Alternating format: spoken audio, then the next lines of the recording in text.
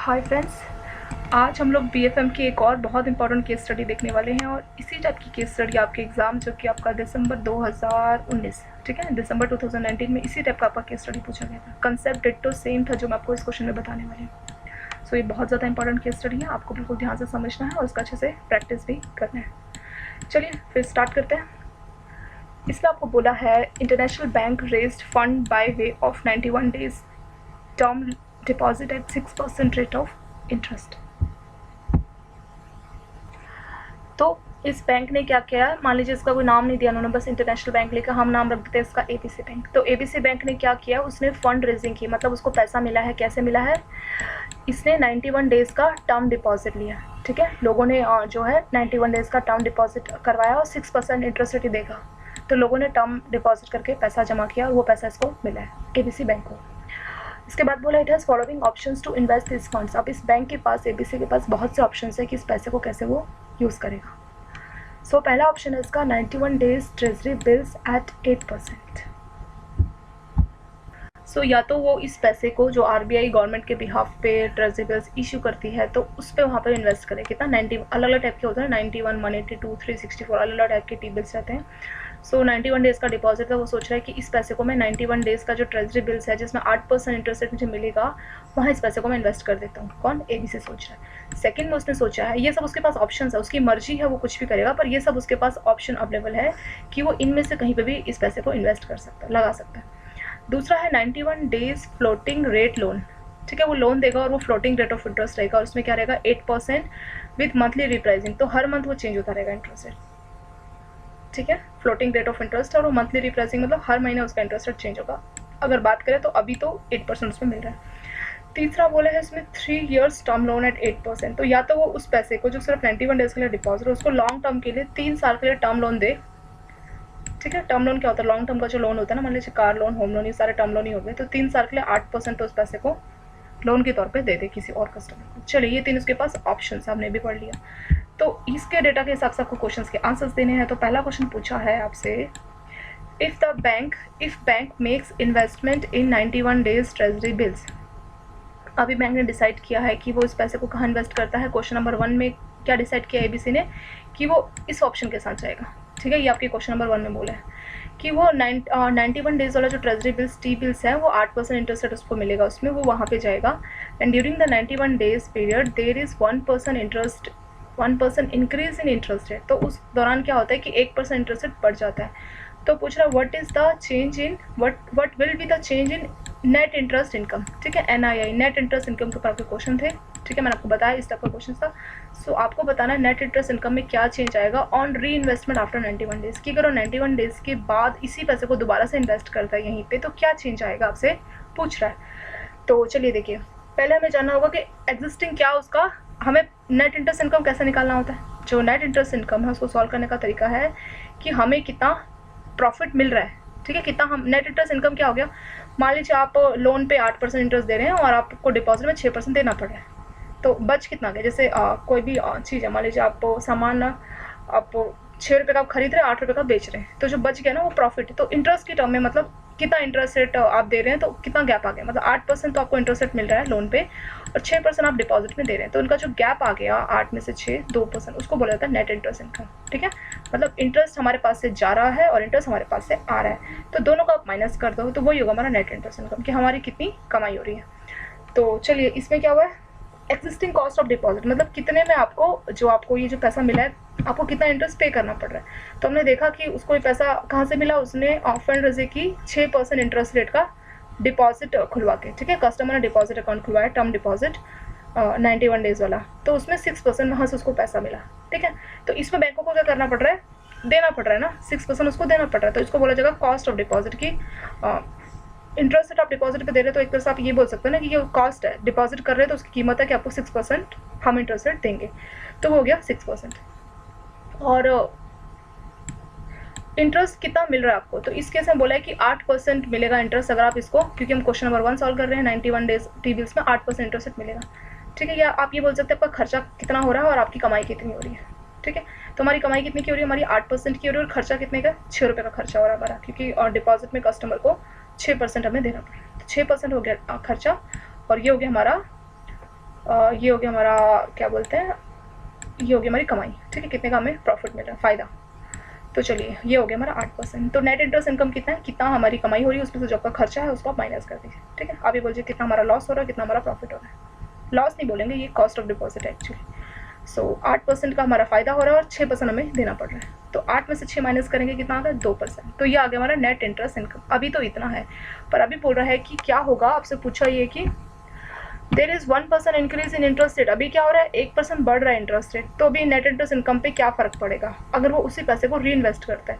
तो 1% interest rate अगर बढ़ रहा है तो दोनों के लिए बढ़ेगा, ठीक है। अगर आप बात करें 91 डेज़ का जो आपका ये है, 8% इसके लिए भी बढ़ेगा और जो डिपॉजिट है इसके लिए भी बढ़ेगा। मतलब लोन पे भी 1% बढ़ेगा और डिपॉजिट पे भी 1% बढ़ेगा। तो जो 6% है वो हो जाएगा 7% और ये जो 8% था डिपॉजिट ये हो जाएगा 9%, ठीक है। दोनों में आपको एक एक ऐड कर लेना है। सेम इन्होंने यहाँ पे किया है कि अभी नई कॉस्ट क्या हो जाएगी, जब 1% बढ़ जाएगा। तो पहले था 6% देना पड़ रहा था, अभी आपको 1% बढ़ गया तो 7% देना पड़ेगा। सेम आपको जो ट्रेजरी बिल पे जो रिटर्न था वो भी 1% बढ़ के मिलेगा। तो पहले मिल रहा था 8% और एक बढ़ा लीजिए 9%। अभी मैं आपसे पूछा आपका नेट इंटरेस्ट इनकम कितना हुआ, सेम वही, कितना हमारा खर्चा हो रहा है, कितना हमारी कमाई हो रही है। तो 7% हमें देना पड़ रहा है डिपॉजिट पे अभी, और टी बिल से हम कितना कमा पा रहे हैं, हमारे को कितना रिटर्न मिल रहा है वो है 9%। माइनस कर लीजिए, 9 में से 7 गया, कितना बचेगा 2%। तो सेम अब भी आपका वही है, क्या जो नेट इंटरेस्ट इनकम है सेम है ना, पहले भी 2% आया था, अभी भी 2% है। क्यों, क्योंकि दोनों में इक्वली बढ़ रहा है। यहाँ पे भी 1% बढ़ रहा है, यहाँ भी 1% बढ़ रहा है, सेम है। अगर यहाँ पे 1 होता है, यहाँ पे 2 होता, तब तो हम बोलते हैं, पर जब दोनों इक्वली रेट से बढ़ रहा है डिपॉजिट पे भी और लोन पे भी, तो कोई फ़र्क नहीं पड़ेगा, ठीक है। इसीलिए सेम वैल्यू होगी। तो आंसर पूछा है कि क्या फ़र्क पड़ेगा, लिखा ना नो चेंज इन NII, क्योंकि दोनों ही बराबर है। तो आंसर हो गया सी, नो चेंज, ठीक है। इस तरह का क्वेश्चन होता है। तो थोड़ा सा आपको कंसेप्ट समझ में आ गया कि NII होता क्या है। नेट इंटरेस्ट इनकम मतलब इंटरेस्ट हमें देना पड़ रहा है और इंटरेस्ट हमें मिल रहा है, तो दोनों का जो गैप है उसको बोला जाता है नेट इंटरेस्ट इनकम, ठीक है। इंटरेस्ट से जो हम इनकम कर रहे हैं तो उनका नेट कितना है, नेट के लिए क्या करते हैं, हमेशा नेट सॉल्व करने के लिए माइनस करते हैं, ठीक है। सेम हमने इसी क्वेश्चन में किया है। चलिए अब हम दूसरा क्वेश्चन देखते हैं। इसमें आपको बोला हुआ है कि if the bank invest the funds in 91 days floating rate of interest. अभी दूसरे क्वेश्चन में बैंक ने क्या डिसाइड किया, इसके पास 3 ऑप्शन थे ना, तो पहले क्वेश्चन में उसने ये ऑप्शन यूज़ किया, अभी दूसरे क्वेश्चन में ये ऑप्शन यूज़ किया, लिखा ना, if the bank invest this fund, ये जो पैसा उसको मिला था 6% इंटरेस्ट रेट देने पे, तो उस पैसे को वो 90 डेज वाले फ्लोटिंग रेट पे और लोन पे दे रहा है, 8% उसको इंटरेस्ट रेट देना पड़ेगा विद मंथली रिप्राइसिंग, मतलब हर मंथ वो इंटरेस्ट रेट चेंज हो जाएगा। और बोल रहे हैं कि अगर इंटरेस्ट रेट बढ़ जाता है, इसके से बताया नहीं कितना, बस बोला है कि इंटरेस्ट रेट बढ़ जाता है तो what will be the impact on net interest income of the bank. अगर इंटरेस्ट बढ़ जाता है तो नेट इंटरेस्ट इनकम पे क्या इम्पैक्ट होगा। आपसे एग्जैक्ट आंसर नहीं पूछा, बस पूछा वो बढ़ेगा घटेगा, आपको ऐसे बताना है कि नेट इंटरेस्ट इनकम को क्या फ़र्क पड़ेगा अगर इंटरेस्ट रेट बढ़ जाता है तो चलिए अभी आपको समझना होगा कि ये जिससे आपको मैंने इससे पहले एक केस स्टडी डाला था, इंटरेस्ट रेट सेंसिटिव असेट्स और इंटरेस्ट रेट सेंसिटिव लायबिलिटीज़ वाला बताया था ना, ये कुछ वैसा कंसेप्ट है, पर हम यहाँ पे दोबारा से वो चीज़ देखते हैं। देखिए ये जो हमारा बैंक है ये असेट सेंसिटिव है। क्यों हमने ऐसा क्यों बोला कि ये असेट सेंसिटिव है, कैसे हमें पता लगेगा कि ये जो बैंक का जो है वो असेट सेंसिटिव है, इसलिए because change in rate of interest on the loan will take place twice in 91 days. Asset sensitive इसलिए है क्योंकि जो हमारे असेट्स हैं उस पर इंटरेस्ट रेट ज़्यादा जल्दी चेंज हो रहा है कंपेयर टू लायबिलिटीज़ पे, ठीक है, इसीलिए इसको हमने असेट सेंसिटिव बोला है। अभी हमें कैसे पता लगा, देखिए असेट्स कौन से होते हैं, असेट्स वो होते हैं जो भी बैंकों को कमाई करके देते हैं, जो भी लोन बैंक का देता है ना, कार लोन होम लोन, वो सब बैंकों के लिए असेट्स होते हैं। लायबिलिटीज़ कौन से होते हैं, लायबिलिटीज़ वो होते हैं जहाँ से बैंक अपना, जैसे डिपॉजिट है, सेविंग बैंक है, और किसी भी टाइप का जो डिपॉजिट है, आप चाहे बात करें RD और FD, वो सारे ही बैंकों के लिए लायबिलिटीज़ रहते हैं, क्योंकि उसमें बैंकों को कमाई नहीं हो पाती, उसमें बैंकों को इंटरेस्ट देना पड़ता है, ठीक है। तो इस केस में हमारे जो लायबिलिटीज़ है वो ये है, जो कि 91 डेज़ है। इसी वाले 91 डेज़ में, ये तो 91 डेज़ बाद चेंज होगा ना, जो भी इंटरेस्ट रेट है 6%, 91 डेज़ बाद चेंज होगा अगर ये लॉन्ग टर्म के लिए रहता है, जस्ट इन केस। पर यहाँ पे क्या हो रहा है, यहाँ पे बोला है कि 91 डेज़ वाले फ्लोटिंग रेट वाले लोन पे तो डाला है इसी पैसे को, इन्वेस्ट किया, पर वो हर महीने चेंज होगा। देखिए लिखा ना विद मंथली रिप्राइसिंग, मतलब ये जो 8% है अगले महीने 8% नहीं रहेगा, ये अगले महीने चेंज हो जाएगा। तो ये क्या है, लोन है ना, 91 डेज़ पे लोन है, ये क्या है, ये इसकी लायबिलिटीज़ है। ये क्या, असेट है। जो भी लोन होते हैं ना, किसी भी टाइप का लोन जहाँ भी बैंक पैसा लगाता है, वो सब बैंकों के लिए असेट्स होते हैं, कोई भी इन्वेस्टमेंट वो सब असेट्स ही रहता है। तो देखिए असेट पे क्या है, यहाँ पे तो 91 डेज़ बाद इंटरेस्ट रेट चेंज होगा, जो 6% है 91 डेज़ तक इतना ही रहेगा। आप जो डिपॉजिट है, डिपॉजिट पे आप जो 6% दे रहे हैं, ये आपका लायबिलिटीज़ पे 91 डेज़ तक आपका 6% रहेगा। लेकिन यहाँ पे क्या समझना हमें कि यहाँ पे ये भी 8% है, लेकिन ये फ्लोटिंग है। फ्लोटिंग मतलब बदलेगा, अभी कब बदलेगा वो साफ साफ बोला है, मंथली रिप्राइसिंग, मतलब अगले महीने इतना नहीं रहेगा, ये चेंज हो जाएगा। तो इसीलिए ये हमारा असेट, और असेट का इंटरेस्ट रेट ज़्यादा चेंज हो रहा है कंपेयर टू लाइबिलिटीज़, ज़्यादा फ्रिक्वेंटली चेंज हो रहा है। फ्रिक्वेंटली मतलब इसका जो काउंटिंग है वो ज़्यादा है। असेट का इंटरेस्ट रेट ज़्यादा जल्दी चेंज होगा कंपेयर टू लाइबिलिटी के इंटरेस्ट रेट के, ठीक है। लाइबिलिटी में तो 91 डेज में होगा, लेकिन उतने में असेट्स में 2 बार हो जाएगा ये, ठीक है, 2 या 3 बार। तो वही बोले कि ये हमारा असेट सेंसिटिव है। असेट सेंसिटिव कैसे पता लगा?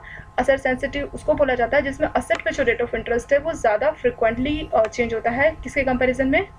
लाइबिलिटी के कंपेरिजन में। वही यहाँ पे हो रहा है, लाइबिलिटीज़ पे तो 91 डेज में इंटरेस्ट रेट चेंज होगा और यहाँ पे हर मंथ चेंज हो जाएगा, ठीक है। तो इस वजह से लिखा कि 91 due to monthly repricing of while the deposit will not change during this period. तो वही बोला ना, 91 डेज में 2 बार चेंज हो जाएगा, 2 या 3 बार, लेकिन यहाँ पे कोई फर्क नहीं पड़ेगा, किस पे? डिपॉजिट पे कोई भी फर्क नहीं पड़ेगा।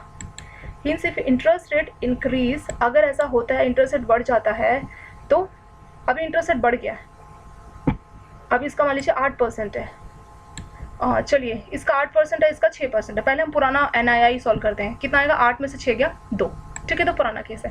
अभी बोल रहे हैं इंटरेस्ट रेट बढ़ गया, मान लीजिए 8 से 8.25 हो गया, 9 हो गया। इंटरेस्ट रेट किस पे बढ़ेगा? इसी पे तो बढ़ेगा, हमारे लोन पे, क्योंकि ये तो 91 डेज तो कुछ चेंज नहीं होगा, लेकिन हाँ ये मंथली है तो ये हर महीने चेंज हो जाएगा। तो अगले महीने इसका जो ये 8 से ज़्यादा हो जाएगा, 8.25 मान लो, ये 9 मान लो, नया कितना हो गया? 9, लेकिन ये तो उतना ही रहेगा, ये तो 91 डेज बाद इसका नंबर आएगा, लेकिन उससे पहले ये 2 बार चेंज हो चुका होगा। कौन सा? हमारा ये 91 डेज वाला, ठीक है, 2 या 3 बार हमारा चेंज हो चुका होगा। तो अभी कितना हो गया? ये 9 हो गया, और ये अभी क्या? ये 6 ही है, ठीक है। तो 9 में से 6 अगर माइनस करेंगे तो कितना आ जाएगा आपका? 3 आ जाएगा। तो पुराना NII था 2 और इंटरेस्ट रेट बढ़ा, लेकिन सिर्फ असेट पे बढ़ा, लाइबिलिटी पे नहीं बढ़ा। क्यों? लाइबिलिटी पे क्यों नहीं बढ़ा?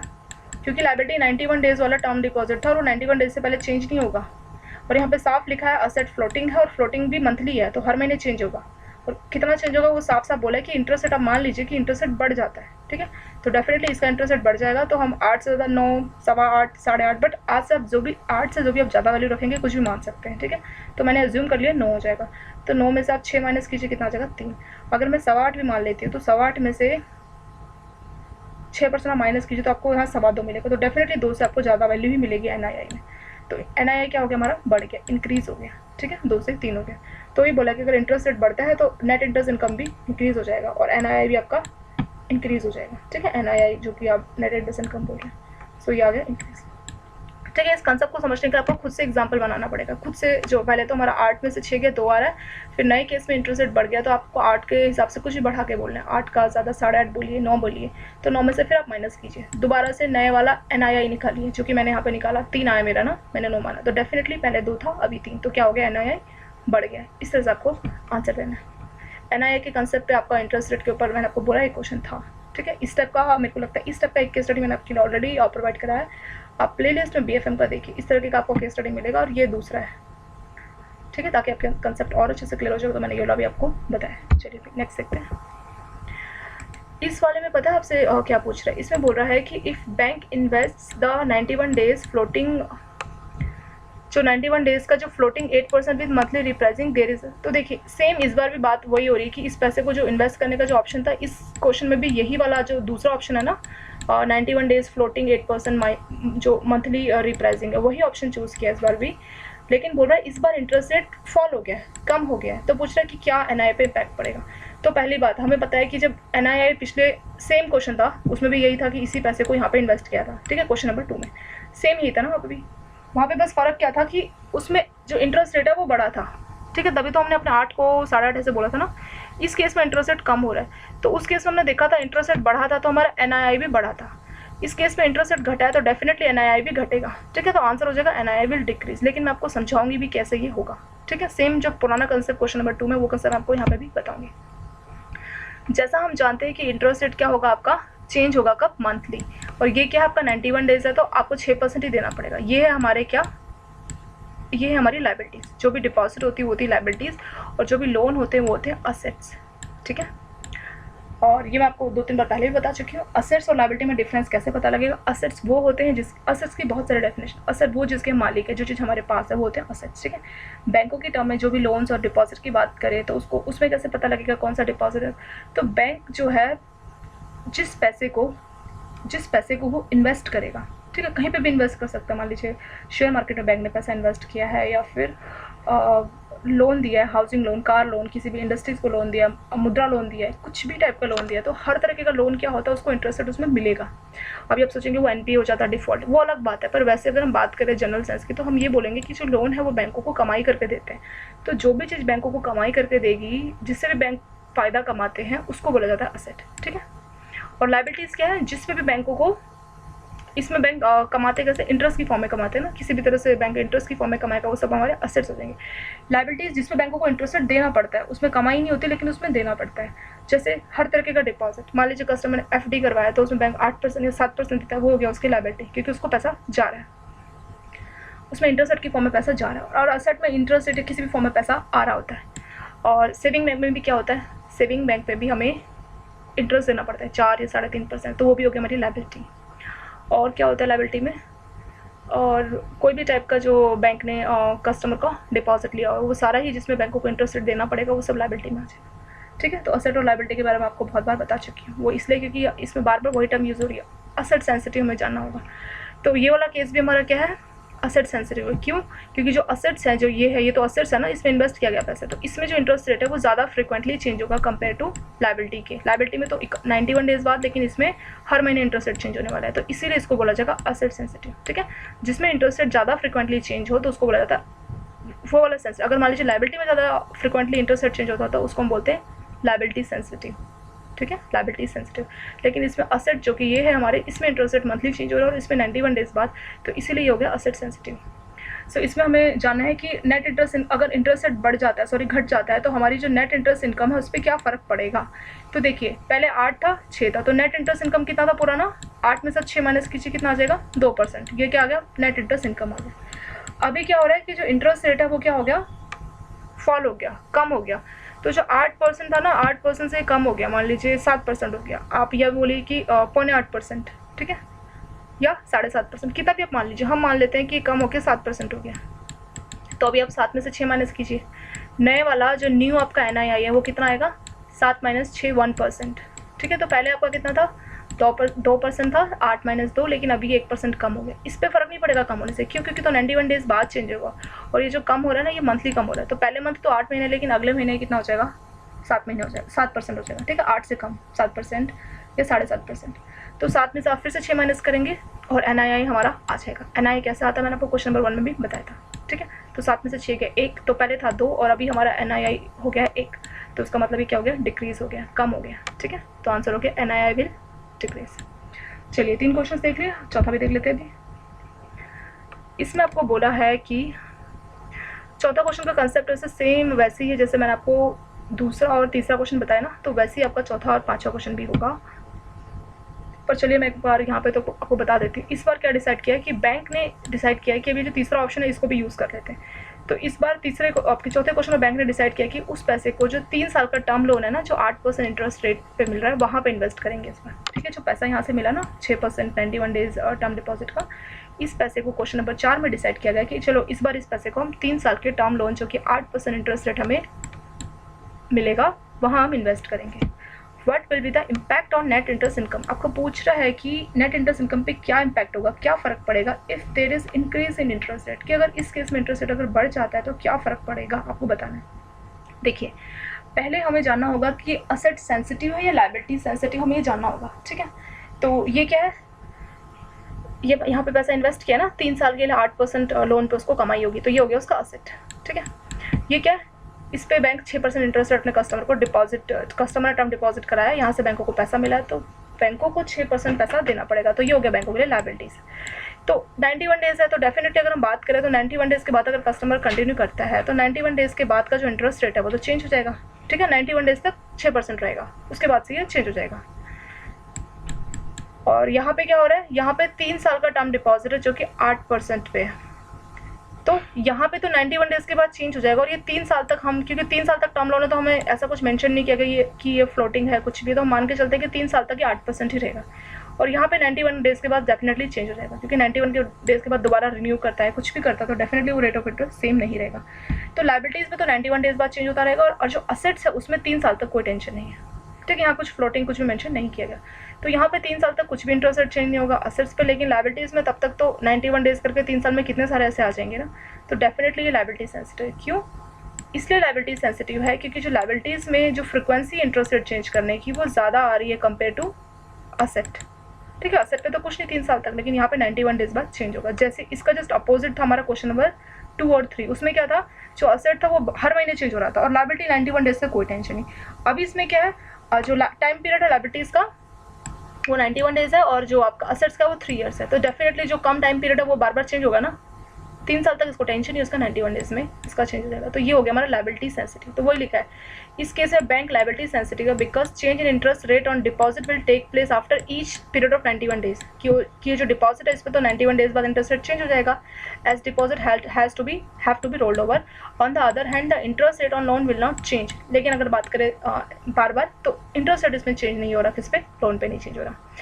तो क्या होगा, अगर इंटरेस्ट रेट मान लीजिए इसमें क्या बोला है कि अभी हमारे को अपना जानना होगा कि नेट इंटरेस्ट इनकम कितना है। तो अभी कितना है, 8% लोन का और 6% डिपॉजिट का। ठीक है, तो 8 में से 6 अगर आप माइनस करें तो NII पुराना कितना आ रहा है हमारा, 8 में से 6 आ गया 2%। अभी बोल रहे हैं कि इंटरेस्ट रेट क्या हो गया है, what is the impact on NII if there is increase in interest rate. तो हम मानते हैं इंटरेस्ट रेट बढ़ जाएगा, तो किसको फर्क पड़ेगा, इंटरेस्ट रेट बढ़ जाएगा तो डेफिनेटली यहाँ पे हमें फर्क पड़ेगा क्योंकि ये तो चेंज होना नहीं है 3 साल तक। इंटरेस्ट रेट बढ़ेगा तो यहाँ चेंज हो जाएगा। ठीक है, तो 6 को बढ़ा के आप कीजिए, 6 को बढ़ा के आप 6.5 कीजिए या 7 कीजिए। तो हम मान लेते हैं हमने इंटरेस्ट रेट बढ़ के हमारा 7 हो गया। ठीक है, और इस बार कितना हो गया आपका NII, देखिए NII कितना हो गया, 8 में से आप क्या माइनस करेंगे इस बार 7। ठीक है, ये तो सेम रहेगा, ये तो 3 साल तक चेंज नहीं होना। लेकिन इंटरेस्ट रेट अगर बढ़ा है तो डेफिनेटली इंटरेस्ट रेट अगर कम हुआ है, if there is increase in interest rate, हाँ तो इंटरेस्ट रेट बढ़ा है तो डेफिनेटली जो हमारा डिपॉजिट है जो 91 डेज है इस पर ही फर्क पड़ेगा। तो ये 6 से मान लीजिए 7% हो गया। तो इस बार कैसा आएगा NII, 8 - 7 कितना होता है 1%। तो आपके NII पे क्या फ़र्क पड़ा, पहले था 2%, अभी कितना हो गया 1%। तो NII क्या हो गया, डिक्रीज हो गया। सो NII विल डिक्रीज। तो यहाँ पे सिर्फ आपको ऐसे लिख के दिया है कि क्या बोलते हैं, थ्योरी में से लिख के दिया है, कैसे हुआ आप उसको एग्जांपल के तौर पे, जैसे ना मैम ने आपको बताया ना कि आप एज्यूम कीजिए कि 6 से 7 हो गया क्योंकि बड़ा है लिखा सब, तो 1% आप ऐसे एज्यूम कीजिए, 2 से 1 हो गया तो क्या है, डिक्रीज हो गया। ठीक है, NII विल डिक्रीज। इस तरह से आप न्यूमेरिकल कुछ भी सोच के आप सॉल्व करेंगे, आपको अच्छे से ज़्यादा समझ में आएगा। सिर्फ अगर आप थ्योरी से सोचेंगे तो आपको शायद ज़्यादा अच्छे से क्लियर ना हो पाए। सेम इसी का इसके जैसा ही क्वेश्चन आपका लास्ट है 5th, वो भी देख लेते हैं। इसमें क्या बोला है, इसमें भी वही वाला है कि 3 साल वाला जो टर्म लोन था, तीसरा जो ऑप्शन, इस केस में वही वाला ऑप्शन यूज़ किया हुआ है जिसमें 8% का उसको इंटरेस्ट देना है, सॉरी मिलेगा, टर्म लोन है तो। So what is the impact on NII net interest income if there is fall in interest rate. तो अभी क्या है, इंटरेस्ट रेट घट रहा है। ठीक है, तो हमने देखा है 91 डेज बाद चेंज हो जाएगा और ये 3 साल तक कोई टेंशन नहीं। तो ये भी हमारा लायबिलिटी सेंसिटिव है। क्यों, क्योंकि लायबिलिटीज़ में ज़्यादा फ्रिक्वेंटली चेंज हो रहा है interest rate compare to assets के, जैसे मैंने आपको क्वेश्चन नंबर 4 में बताया। ठीक है, लायबिलिटीज़ में 91 डेज में होगा और असेट में 3 साल तक कोई टेंशन नहीं। ये असेट्स है, ये लायबिलिटीज़ है। तो अभी क्या होगा, पहले हम पुराना वाला NII निकालेंगे, नेट इंटरेस्ट इनकम। कैसे करते हैं, असेट का जो इंटरेस्ट रेट है और लायबिलिटी का है माइनस कर देते हैं। तो 8 में से 6 गया, कितना बचेगा 2%। तो पुराना NII ये 2%। अभी क्या हो रहा है, what is the impact on NII if there is fall in interest rate. अभी क्या है, इंटरेस्ट रेट कम हो रहा है तो किस पे फर्क पड़ेगा, 91 डेज के बाद चेंज होने वाला है ना, तो इस पर फर्क पड़ेगा। तो जो 6% था ना ये कम हो गया है। तो 6 से कम क्या होता है, 5.5 होता है, 5 होता है, 4 होता है। तो हम एक काम करते हैं, 5 मान लेते हैं। हमें एग्जैक्ट आंसर नहीं बताना, बस हमें बताना बढ़ेगा या घटेगा। ठीक है, सो हमने 6 से कम मान लिया कि इंटरेस्ट रेट अगर फॉल हो गया तो डेफिनेटली 6 से कम इंटरेस्ट रेट इसी का ही फॉल होगा क्योंकि ये तो 3 साल तक टेंशन नहीं है। जो 91 डेज के बाद चेंज होगा उसी को असर पड़ेगा क्योंकि लायबिलिटी सेंसिटिव है। ठीक है, लायबिलिटी पे बहुत फ्रिक्वेंटली इंटरेस्ट रेट चेंज होगा, आफ्टर 91 डेज वो चेंज हो जाएगा। सो 6 से कम कितना होता है, 5 होता है। तो चलिए, और इस पर कोई फ़र्क नहीं पड़ेगा क्योंकि ये 3 साल बाद का केस है। ठीक है, और अभी इंटरेस्ट रेट फॉल हुआ है तो ये हमारी जो लायबिलिटी है उसका 1% हम कम कर देते हैं, ½ तो मैंने मान लिया कि 6 से कम 5 हो गया। तो अभी NII सॉल्व कीजिए आप, नया NII कितना आएगा, 8 में से 5 माइनस कीजिए, 8 - 5 कितना होता है 3%। तो पुराना NII था, नेट इंटरेस्ट इनकम था 2%, अभी नया वाला कितना आया 3% आया। तो क्या हुआ है, ये 2 से 3 हो गया, तो ये क्या हुआ, इंक्रीज़ हुआ है। ठीक है, NII विल इंक्रीज। वही सब आपको जो चीज़ें मैंने आपको मार्केट के थ्रू बताया वही सब उन्होंने यहाँ थ्योरी से बताया आपको। ठीक है, वही बोला है कि जो डिपॉजिट है ये इंटरेस्ट रेट सेंसिटिव लायबिलिटीज़ है, तो उसका मतलब जो इंटरेस्ट रेट डिपॉजिट में है वो ज़्यादा फास्ट हो जाएगा, या ये बोले कि हर 91 डेज़ के बाद होगा क्योंकि डिपॉजिट चेंज होना है। लेकिन अगर हम बात करें इंटरेस्ट रेट लोन, वो चेंज नहीं होगा इस पीरियड के दौरान। ठीक है, 91 डेज़ पे उसको कोई फर्क नहीं पड़ेगा और 3 साल बाद ही होगा। ही सिर्फ interest rate fall the cost of deposit will decrease, there is no. तो ये जो पूरा आपको थ्योरी लिखा ना, ये आप न्यूमेरिकल के थ्रू कुछ से सोच के, जैसे मैंने आपको बताया ना 2 और 3 इस तरह के न्यूमेरिकल के थ्रू करेंगे तो आपको ज़्यादा अच्छे से समझ में आएगा। ठीक है, वही हमने किया। तो 2 से 3 हो गया तो मतलब ये इंक्रीज़ हो गया, क्या हमारा NII बढ़ गया। चलिए option number A is the correct answer. इसके साथ आपका ये वाला केस स्टडी कंप्लीट हुआ। इस वाले का प्रैक्टिस कीजिए, बहुत इंपॉर्टेंट केस स्टडी था, बहुत ही ज़्यादा इंपॉर्टेंट। आप इसका अच्छे से तैयारी कीजिए, कंसेप्ट को अच्छे से समझिए, और भी मैं आपको इंपॉर्टेंट केस स्टडीज़ बताऊंगी, पर जो जो आपको मिलता जा रहा है उसको आप साथ साथ प्रैक्टिस करते जाइए। चलिए आप प्रैक्टिस कर लीजिए, और thank you so much for watching this video.